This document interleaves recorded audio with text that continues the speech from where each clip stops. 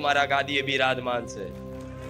હું માતા તો શું, અમે ધજા પર હનુમાનજી બિરાજમાન છે. દેખાય છે કોઈ? એટલે તો ઘણા ધજાની હોમે વચ્ચે ઉભા નહીં રહેવા દેતી. અહીંથી સાઈડમાં કજો, સાઈડમાં ઉભા રહો. હનુમાનજી ચો દેખાશે તમને? નહીં દેખાય. પણ વિશ્વાસ કરો, રામનું નામ લો છો તો હનુમાનજી રક્ષા કરે મારી ગાદીની. અને આ સત્ય છે. તો શું રામનું નામ લેશો તો તમારા ઘરની રક્ષા નહીં કરે મારો હનુમાનજી? તમારી રક્ષા નહીં કરે? આ ભૂતો પ્રેતોથી, આ ડાકણો ચૂડેલોથી તમને ડર લાગતો એનાથી રક્ષા નહીં કરે? કરશે ને? તો શંકા કાઢી નાખવી પડે. શું શંકા કાઢી નાખવી પડે તમામ. અને બધા તમારા જેટલા બી અત્યાર સુધીના જે પરંપરાઓ ચાલતી ને બધું ચાલતું, તો તમારે એવો ડર નહીં રાખવો કે અમારા બાપ દાદાથી વર્ષોથી આ કરે છે ને અમે જો રામનું નામ લેતા થઈ જઈશું તો અમે દુઃખી થઈ જઈશું. ના, જો રામનું નામ લેશો તો તમારી ચામુંડાએ રાજી થાય છે. તમને ખબર? ચામુંડ ગણો કે હરસિદ્ધિ ગણો કે બહુચર ગણો, આશાપુરા ગણો, બધી આદ્ય શક્તિ છે ને. આદ્ય શક્તિ કોનું રૂપ? માતા પાર્વતીનું, સતીનું રૂપ કહેવાય છે ને. તો મહાદેવ કોનું નામ લે છે? શ્રી રામનું નામ. તો જે એમના પતિદેવ એમનું જે નામ લેતા હોય, પત્ની એમનું જ નામથી ખુશ થતી હોય, પ્રસન્ન થતી હોય ને, તો મહાકાળીને રામ રામ કરજો, ચોટીલાની ચામુંડાને રામ રામ કરજો, હરસિદ્ધિને રામ રામ કરજો, બહુચર નહીં, ખોડિયા ને બધી માતાઓને એની આગળ બેહો તો ભલે તમને એવું લાગે કે હું મારી કુળદેવી આગળ હું રામનું નામ જપું છું તો મારી કુળદેવી યાત્રા જ થશે. ના, ઉપરથી વધારે પ્રસન્ન થશે. કેમ કે ભગવાનનું નામ જ એવું છે કે બધાને વાલું લાગે. જો હું મેરડી થઈને રામવારી મેરડી તરીકે ઓળખાતી હોય તો રામ રામ બોલવાથી મને શું આનંદ થાય છે તો ચો ખબર છે તમને? તમને નહીં થતો? એનાથી લાખ કરોડ ગણો મને માતાને આનંદ થાય છે મારા રામનું નામ લેવા. હવે માતા ખુદ એનું નામ ગાય કે હું મેરડી મેરડી મેરડી કે? દેવી શક્તિનો અહંકાર ના હોય. દેવ તત્વનો ક્યારે અહંકાર હોય? તમે મહાદેવ જોડે જાઓ તે રામની ભક્તિ પ્રદાન કરશે. રામ જોડે જાઓ તો મહાદેવની ભક્તિ પ્રદાન કરશે. તમે મહાદેવને પૂછો કે તમે મોટા કે રામ? તમે મોટા કે રામ મોટા? તો મહાદેવ કહેશે કે મારા કરતા રામ મોટા. અને તમે રામ જોડે જાઓ અને કહો તમે મોટા કે મહાદેવ, તો રામ એવું કહેશે કે મારા કરતા મહાદેવ મોટા. પણ મોટા એ નહીં કે જે પોતાને મોટા માને. મોટા એના કહેવાય કે એના કરતા બીજા મોટા માને, એનું નામ મોટા કહેવાય. સાચું ખોટું? આ રહસ્યો છે આવા. હું મેરડી મોટી એવું ના કહું, મારો રામ મોટો. અને રામ જસ કોને આલે? આદિશક્તિ, પરાશક્તિ, આદ્ય શક્તિ, કે માતા તમારા વગર બધું અધૂરું.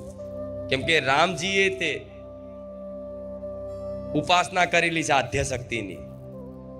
એમાં 51 ફૂટ બ્રહ્માજીએ કીધું હતું કે ભગવાન આદ્ય શક્તિને પ્રસન્ન કરવા હોય ને તો 51 કમળના ફૂલ અર્પણ કરજો.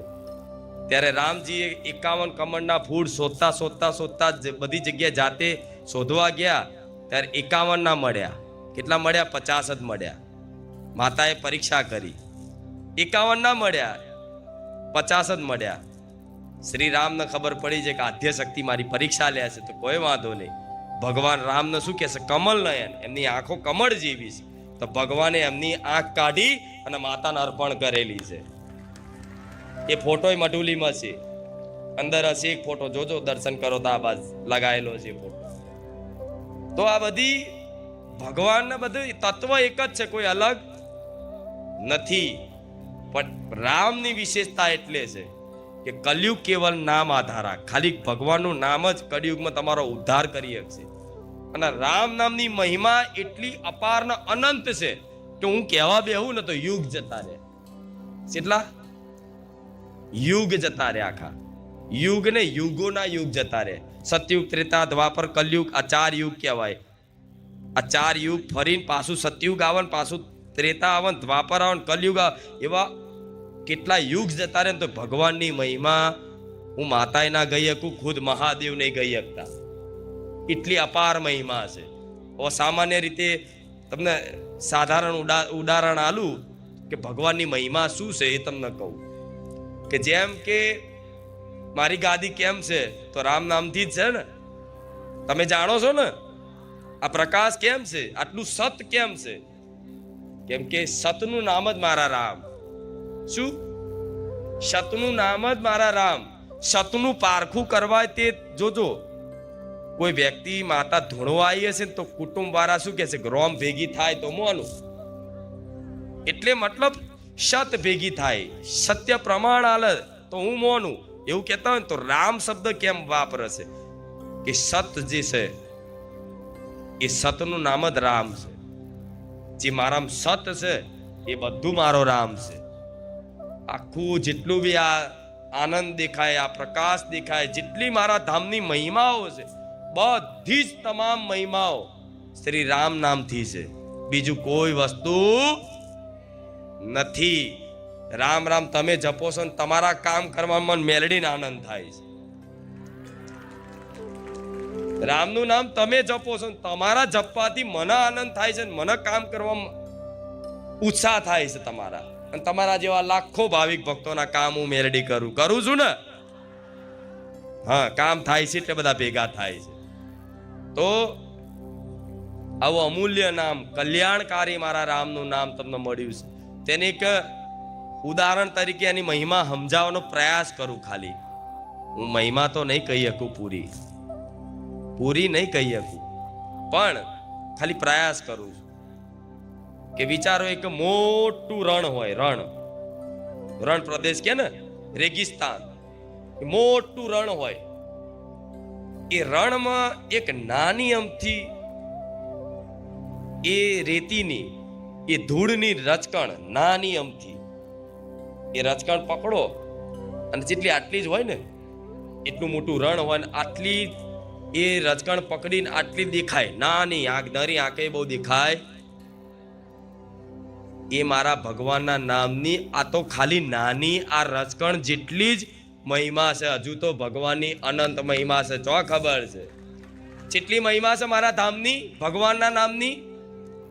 રણ હોય, રણમાં એટલી બધી રચકણો પડી હોય, એ રચકણોમાં એક નાની અમથી રેતીનો રચકણ આમ હાથમાં લો, નરી આંખે દેખાય ને, એવડી નાનકડી મહિમા મારા રામ નામની આ બારેજા ધામમાં જોવા મળે છે.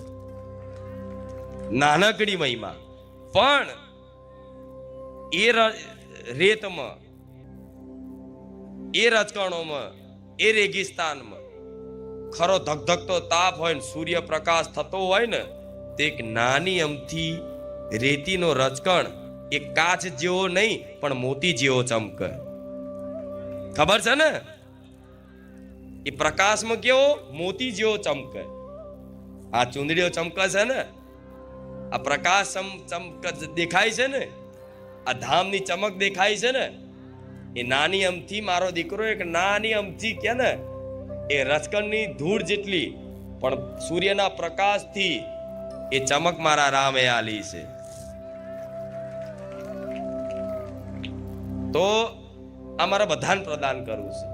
મારા દીકરાને મેં જે આલ્યું હોય, મારે તો બધાને આલવું હોય ને, તો હું સામેથી આલું છું. તમને વગર માગે, લોકોને માગવું પડે કે કંઈક આપો ને તો હું સામેથી આલું છું. શું આપું છું? ભગવાનનું નામ, જેની તુલના કરો નહીં કરીએ કે કોઈ નહીં કરીએ કે કરી શકશે. મારા જોડે એટલું રામ નામ છે. એક મહાત્મા આયા હતા, મતલબ સંતની મહિમા શું છે જોઈએ એ નહીં ખબર તમને. જણાઈશ આગળ જતા સંતોની મહિમા શું છે.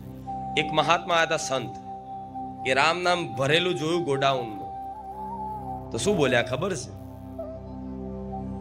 કે આપ इनसे क्या खरीद सकते हो, पता है? मारो દીકરો કે पता नहीं, हमको कैसे पता होगा? इतने राम नाम से आप क्या खरीद सकते हो, आपको पता है? मारो દીકરો કે ના, इतनी हमको पता नहीं है. તે સંત મહાત્માએ એવું કીધું, इतने ही राम नाम से अगर आप चाहो तो पूरे ब्रह्मांड को खरीद सकते हैं. રામ. તો વિચારો, મહાપુરુષોની વાણી કોઈ દાડ જુઠ્ઠી હોય? સંત મહાત્મા શું છે ને, આ જાઓ શિવરાત્રી છે, ગિરનારમાં જોયા હજારો સાધુઓ જે ગિરનારમાં તપસ્યા કરે છે, હજારો વર્ષોથી, આખા યુગ બદલાઈ જાય પણ એમની તપસ્યા એવા ને એવા લીન રહે છે. એવા સાધુઓ આજે આવશે કુંડમાં નાહવા. અત્યારે ખબર છે ને, એ સાધુઓ જ્યારે મહાદેવના એ કુંડમાં સ્નાન કરવા પડશે ને, તેમાંથી કહેવાય છે કેટલાય તો બહાર નહીં આવે. આ સત્ય છે. એમાં સાક્ષાત મહાદેવ એ સાધુનું રૂપ લઈ ભસ્મ લગાવી, માળાઓ લગાવી, સાક્ષાત મહાદેવ એ કુંડમાં નાહવા માટે આવશે ને જાય છે. તો પાછા આવતા ક્યાં જાય છે, ક્યારે જાય છે, કોઈને ખબર હોતી. એવા સાધુ સંતો છે તો કોનું ભજન કરે છે? ભગવાનનું. બધું ત્યાગ કરીને તો શું મળે એમને? શું મળે? ભૂખ્યા તરસ્યા રહીને શું મળે? આનંદ છે ભગવાનના નામમાં, ભગવાનના સ્મરણમાં, ભગવાનના લીલા ગુણગાનમાં. એ આનંદ ખાલી આમ એક વખત ચાખી લીધો ને જીવનમાં, જેણે ચાખી લીધો ને, ત્યાં દુનિયાના કોઈ વસ્તુ નહીં ભાવ તમને, કોઈ વસ્તુ સાંભળવાનું નહીં ગમે, ભગવાનના નામ સિવાય આ વાણી બોલવાનું નહીં પસંદ કરે.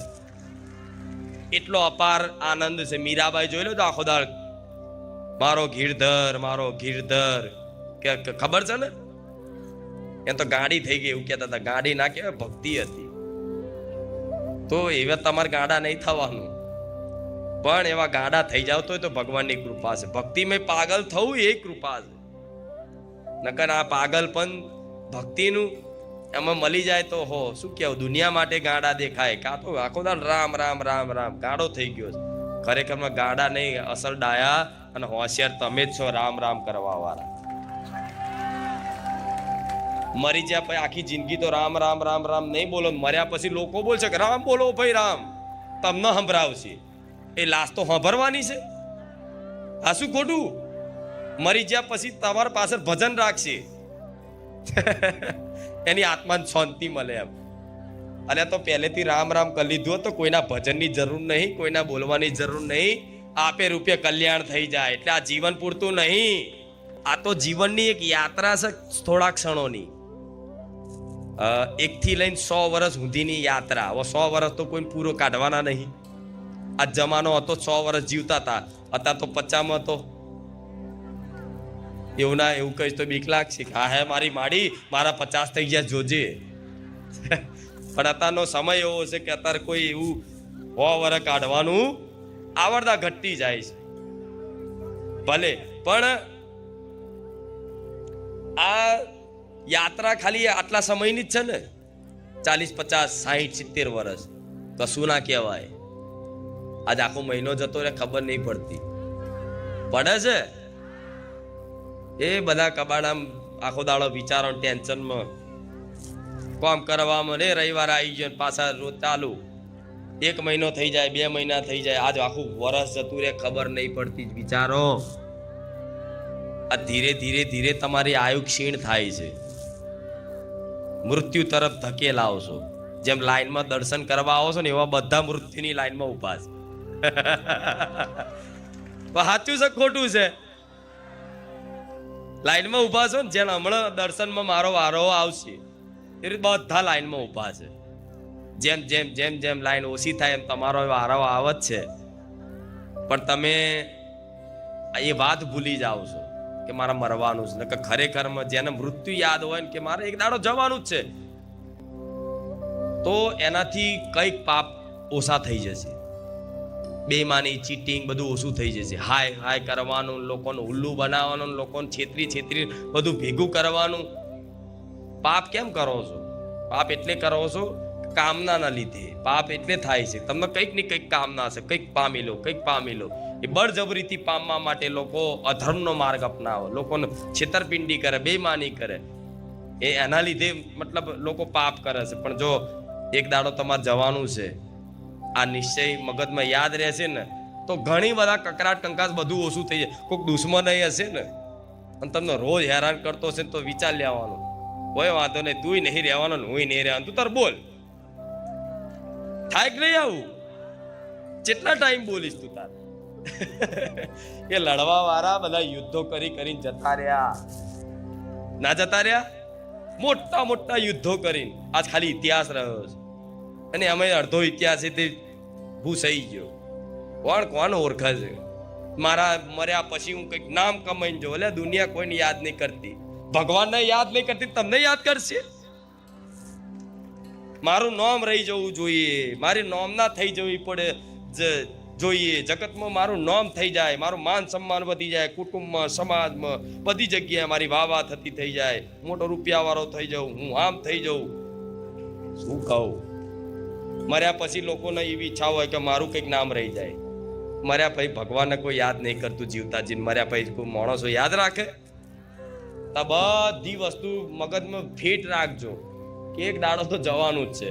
પણ જેટલી શ્વાસો બાકી છે એ બધી શ્વાસોમાં શ્વાસે મારા રામનું નામ જપી તો લો. એટલે તો ગીત નહીં કે શ્વાસો કી માલા પે સિમરૂ મે રામ કા નામ, આવું સાંભળ્યું ને? હમણાં ગાયું તું પેલા હમણાં. એટલે જેટલી શ્વાસો બાકી છે બધા રામ રામ રામ રામ રામ જપી લો. બહુ આનંદ આવશે, અતિ આનંદ, એટલો બધો આનંદ આવશે તો તમે મને ભૂલવાની કોશિશ કરશો ને કે માં હું તને ભૂલી જાઉં તોય મને નહીં ભૂલી શકું. કેમ કે મને ખબર છે કે અહીંયા શું સુખ છે, શું આનંદ છે, મને માતાને ખબર છે.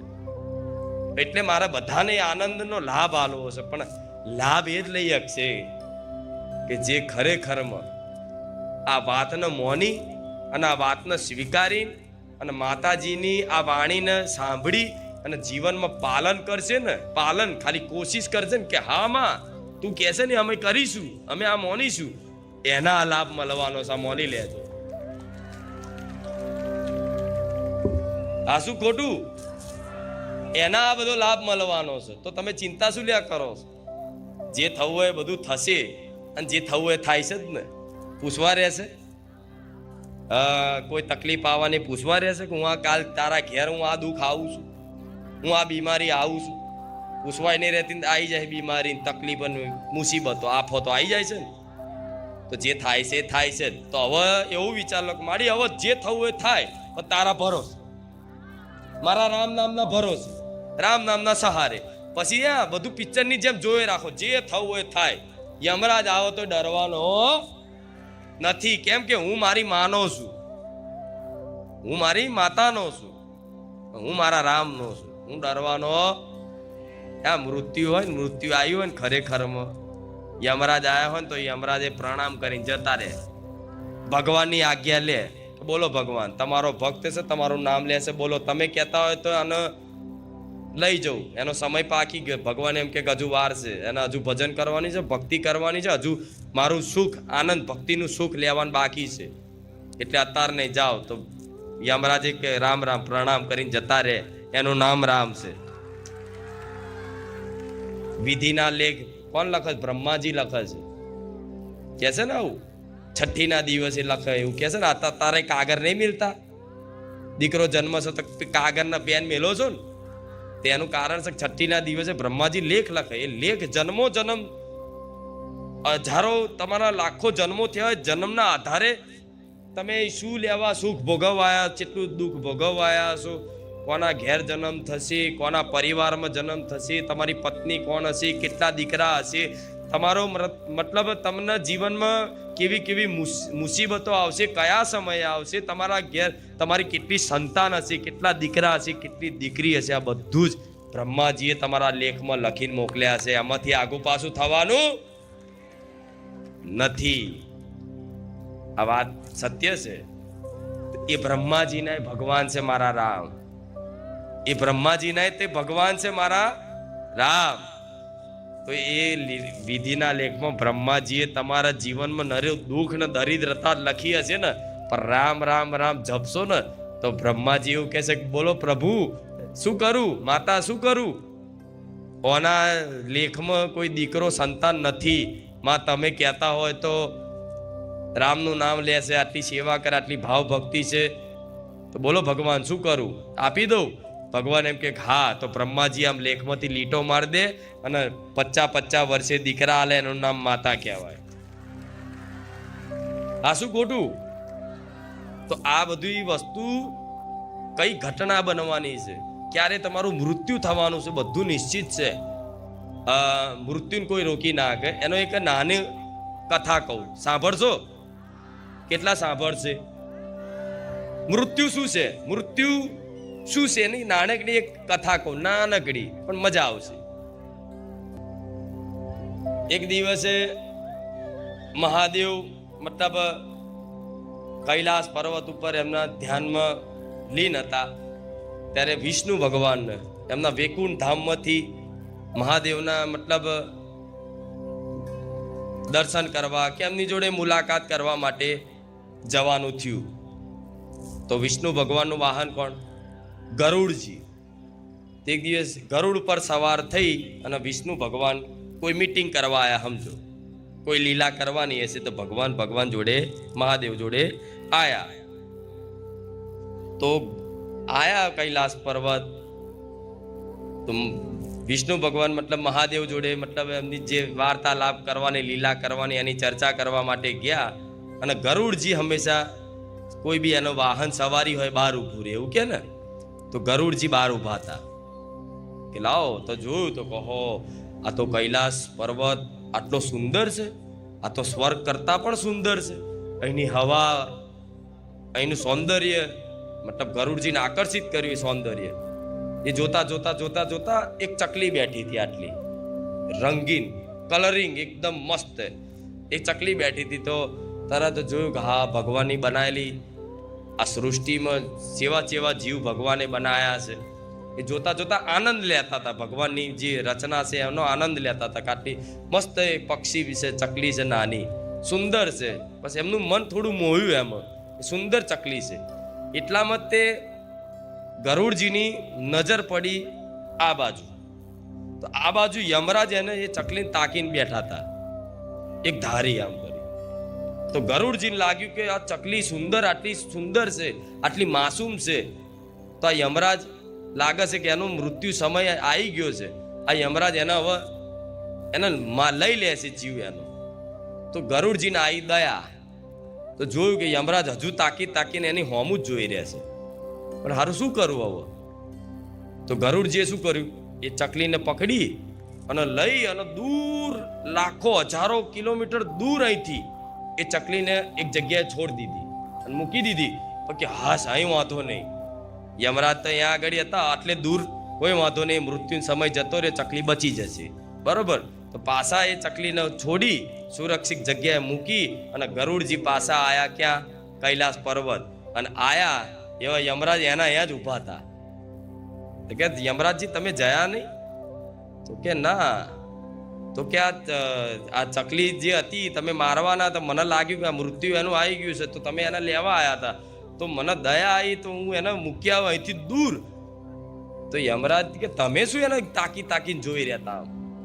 જીવ લેવાનો તો તાત્કાલિક ના લઈ લેવાય. તો કે હું એ વિચારતો હતો કે હારું, આ ચકલીનું મૃત્યુ તો અહીંથી લાખો કિલોમીટર દૂર એના એક સાપના ખાઈ જવાથી થશે, અને ચકલી અહીં શું કરે છે? આટલા સમયમાં ચમની પહોંચે, ચમનું મૃત્યુ થશે. અને એટલા તમે આયા, ચકલીને પકડીને મિલ્યા, હવે સિદ્ધ થઈ ગયું. કે સમજ પડી? કેટલાને પડી આ વાતની? હા, કે ગરુડજી એવું કહેતા કે આ ચકલી સુંદર છે તો આ મારી નાખશે યમરાજ, એનો સમય બન્યો છે, તો ચકલી લઈને મૂક્યા લાખો કિલોમીટર દૂર, કે અહીં વાંધો નહીં, અહીં સુરક્ષિત રહેશે. પાછા તો યમરાજ એના જ હતા. કે ચાના તમે એને તાકીને શું જોતા હતા? કે હું એ વિચારતો હતો કે આનો સમય અને સ્થાન, મૃત્યુની ઘટના તો કંઈક અલગ લખેલી છે. ચકલી છે અહીં, અને આટલી સમયમાં મતલબ 10 મિનિટમાં, 5 મિનિટમાં એનું મૃત્યુ થવાનું છે. તારું હું એ વિચારું છું, ભગવાને લખેલું છે આનો વિધાન આવો, તો લાખો કિલોમીટર આ ચકલી ઉડીને જમની જશે. તારું ભગવાનના લખવામાં ભૂલ થઈ છે, વિધાતાના લખવામાં ભૂલ થઈ છે. હું એ વિચારતો તો એટલા તમે આયા અને પંજો પકડીને લાખો કિલોમીટર દૂર મેલી આયા, અને ચકલીનું મૃત્યુ જે પ્રમાણ થવાનું હતું સાપના ખાઈ જવાથી, એ પ્રમાણ થઈ ગયું. ભગવાનનો વિધાન પાકો ના. આ કથા એ કેવડાવે છે કે મૃત્યુ તમે અહીંથી હજારો કિલોમીટર દૂર હશો ને તો મૃત્યુ તમને ખેંચી લે. ડરવાની વસ્તુ નથી. પિતા મારા ભક્તો જોડતે હું ચિંતા ના કરું, મારા રામનું નામ લો છો, હું યમરાજના આગા રાખીશ. પણ આ કથાઓ સાંભળો છો તો આ બધી વસ્તુનું મતલબ જ્ઞાન મળશે. તમને દુઃખી કેમ થાવ છો? અજ્ઞાનતાના કારણે. કોઈ પરિસ્થિતિ વ્યક્તિને દુઃખી નહીં કરતી. અજ્ઞાનતાના કારણે દુઃખી થાવ. જો સાચી સમજ હોય તો હાલ સુખી છો તમે. સમજ નહીં લોકો. કોઈ વ્યક્તિ કદાચ કોઈ ઘર પરિવારમાં માતાજી ભગવાનને ખૂબ માનતા હોય ને એના ઘરમાં કોઈ મૃત્યુ થાય, કોઈ મરી જાય તો ભગવાન માતાજીની દીવા બંધ કરી દે કે શું કામની માતા, મારા ઘેર આ મારા છોકરા ના થઈ ગયું, મારા પેલા ના થઈ ગયું. એટલે જેનું લખેલું આવ્યું છે તેનું જેટલું આયુષ્ય હતું એટલું થયું છે. એમાં ભગવાન માતાજીનો શું દોષ હોય? ના હોય તો આ વાતે ક્યારે નારાજ નહીં થવું કે ભાઈ આ કેમ થયું, આ કેમ થયું, આ કેમ થયું. આ બધી નાની આ બધી બાબતો મોટી લાગે છે. હું માનું છું દુઃખ વેદના હોય કે ભગવાનને ગારો બોલી લે માણસ. મારા ઘેર આવું દુઃખ શેમ આવ્યું? મેં આટલી બધી ભક્તિ કરી, આટલું બધું તમારું નામ લીધું, છતાંય આ દુઃખ થાય. આવું વ્યક્તિઓને દરેકને થાય, દુઃખી વ્યક્તિઓને બધાને થાય. પણ હું દરેકને કહીશ, કોઈનું મૃત્યુ થાય છે, કોઈ ઘટના બને છે, તેમાં ભગવાન માતાજીનો કોઈ દોષ નથી.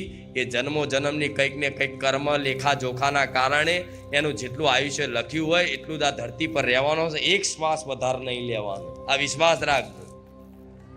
પછી તમારી મમ્મી હોય, તમારા પપ્પા હોય, તમારો દીકરો હોય, તમારા દાદા હોય, તમારી દાદી હોય, તમારી ગમે તેવા હોય સગાવાળા, ગમે તે, પણ કોઈ વ્યક્તિ જેટલું લઈને આવ્યા છો ને એટલું લેવાનું, એટલી જ શ્વાસો છે, વધની રહેવાની.